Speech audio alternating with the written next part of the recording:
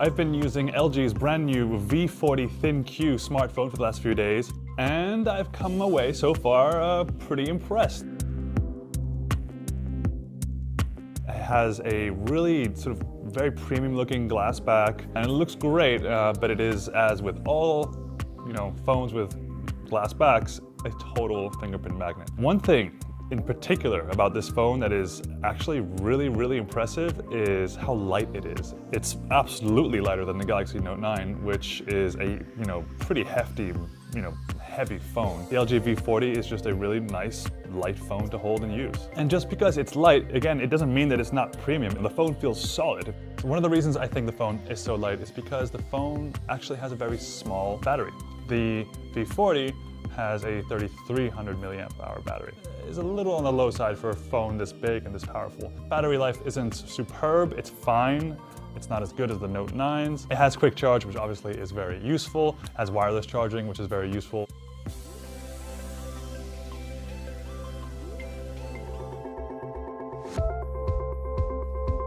In true LG fashion, this is LG's signature thing. They have a sort of high-end hi-fi amp inside the phone, which makes audio sound a lot better through wired headphones. Now again, the key here is wired headphones. Yep, the LG V40 has a headphone jack.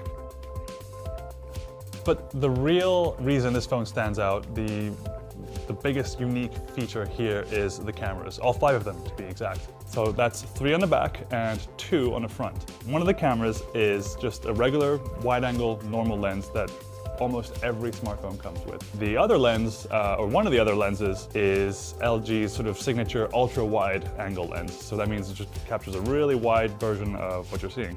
It's really good. It has less of that fisheye effect that we saw in previous LG phones. So it's actually a pretty great thing to have. And now, the third lens is, ta-da, it's a 2x zoom lens. Now LG is incorporating all those lenses into one phone, and you don't have to choose anymore.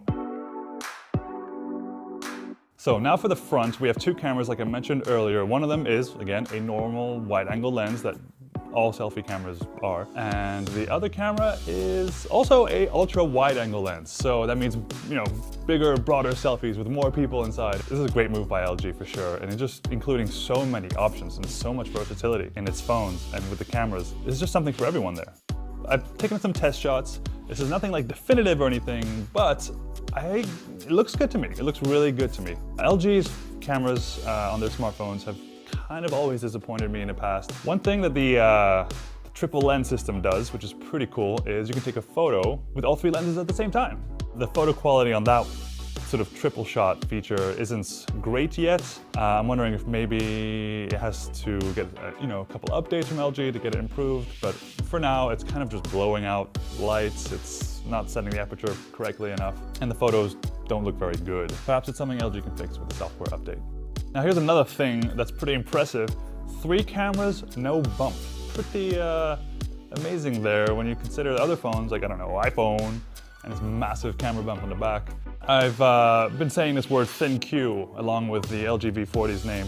So the Thin-Q part is the sort of smart part of the LG V40, and LG put the smarts into the camera. So it's what they call AI cam, so artificial intelligence cam. What it does is you point the camera at something and the camera sort of recognizes what you're pointing at. So you're pointing at flowers, for example, it'll say a little flowers icon on the bottom right of the screen, and it'll adjust the settings automatically for flowers.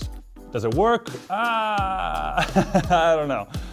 I took some photos of flowers yesterday, and it said flowers on on the bottom right there of the screen, and the flowers look terrible. They look absolutely awful compared to the regular flower shot I took with sort of the auto mode of the phone. I think it's fine, but the auto mode on smartphones and the LG V40 is fine too. It takes great photos. Actually, I probably prefer just using the auto mode, to be honest.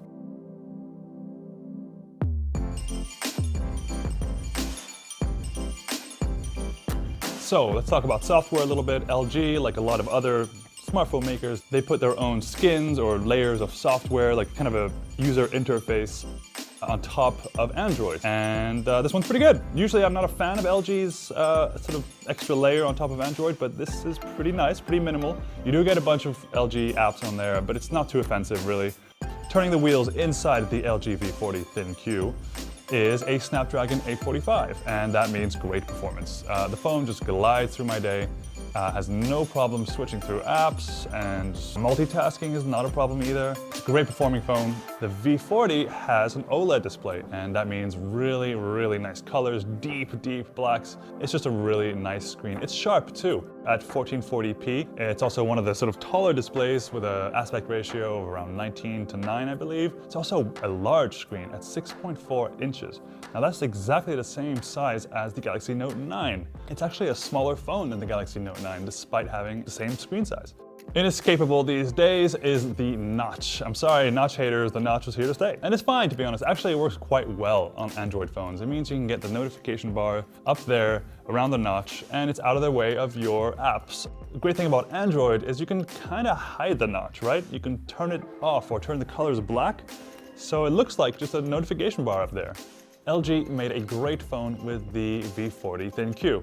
If you're getting tired of these really heavy phones, the LG V40 will totally cater to you. It's a really nice light phone to hold and use. It's especially appealing to audiophiles out there, or if you just like music, or if you use wired headphones. But the real reason this phone stands out, the biggest unique feature here is the cameras. If you like having a lot of options for the cameras, LG V40 is definitely for you.